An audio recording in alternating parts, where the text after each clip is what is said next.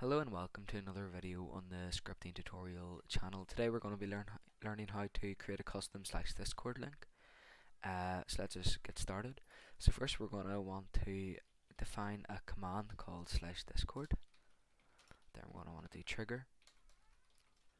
And then we're going to want to send this as a message, and we'll say click, and then we're going to make this link clickable.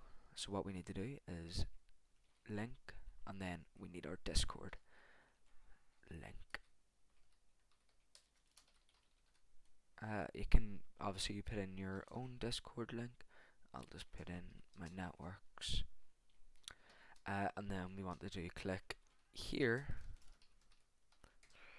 and then we want to reset that. So whenever they click this part, it'll open up this link for them to open to join our Discord. So then you'll want to save that and open it on your server.